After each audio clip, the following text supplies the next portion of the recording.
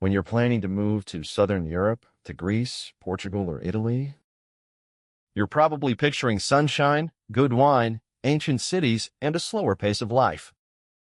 And yes, all of that is real. But there's one thing many people overlook. One thing that can slow you down, test your patience, and even shake your romantic image of Europe. Bureaucracy. For expats, dealing with government systems is a key part of settling in. You need a residence permit? You need to register your address. You want access to healthcare? You need a bank account.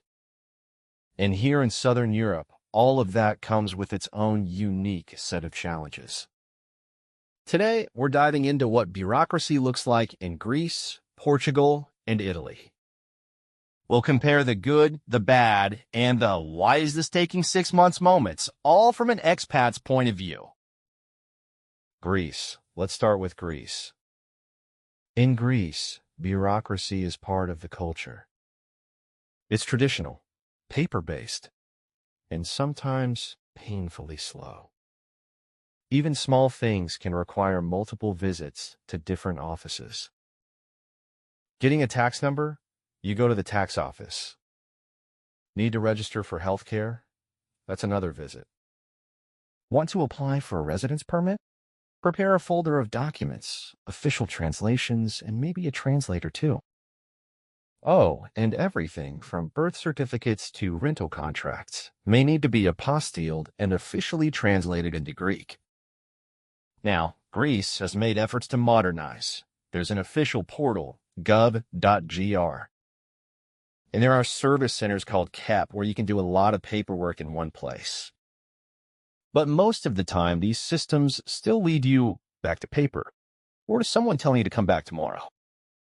What expats say, it's not impossible, but it's rarely fast. Pros. Some digital progress. Friendly locals who often try to help. Beautiful surroundings while you wait in line winking. Face. Cons. Almost everything requires in-person visits. Most services are in Greek only. Timelines are long and unpredictable.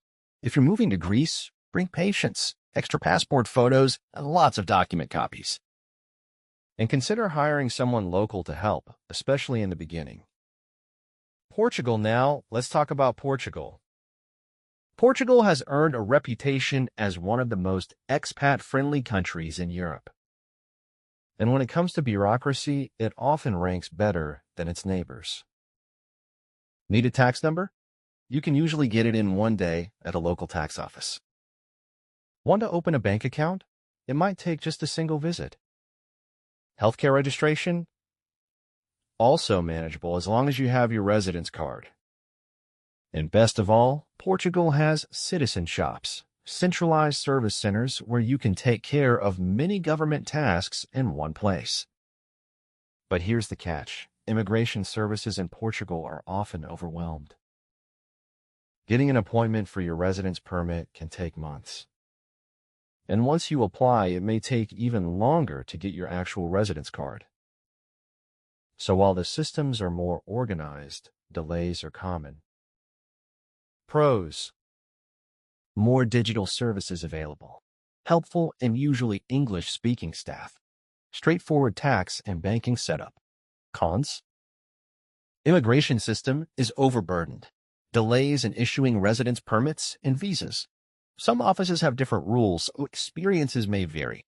In Portugal, your best bet is to start early, book appointments far in advance, and prepare for a bit of waiting. But overall, the experience is often more predictable and less stressful than in Greece or Italy. Italy, and finally, Italy. Italy. Home of pasta, piazzas, and paperwork. Italy has one of the most complex and confusing bureaucratic systems in Europe. Many processes still rely on paper forms, official stamps, and old-fashioned in-person appointments. To apply for a residence permit, you often start at the post office. Then you wait for a police appointment. Then you go to the appointment. Then you wait again. And that's just one process. Opening a bank account might take 2 or 3 visits. Registering your address? Expect a home visit from the local police to confirm you actually live there. Italy is working to digitize things, and the SPID system, number 40, a national digital ID, and number 41 is a big step. But many expats still find themselves lost in translation, stuck in regional differences, and tangled in outdated rules.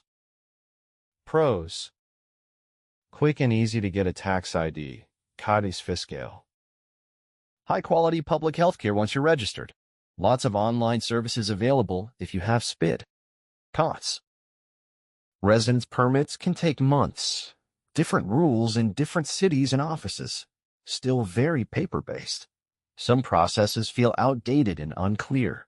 If you're moving to Italy, don't expect to breeze through official paperwork. But with the right help, a calm attitude, and some espresso, you'll get there. Bar chart, quick recap. Greece, beautiful but bureaucratic. Prepare for paper and long waits. Portugal, friendly and more efficient, but immigration delays are real. Italy, organized chaos. A bit of everything and sometimes all at once. Direct hit tips for all 3 countries. Start early. Don't wait until the last minute to apply for anything. Bring document copies and passport photos, and maybe more copies. Learn key phrases in the local language. It helps more than you think. Consider hiring a relocation assistant or immigration lawyer, especially for the first few months. And most importantly, be patient. In Southern Europe, bureaucracy moves at its own pace.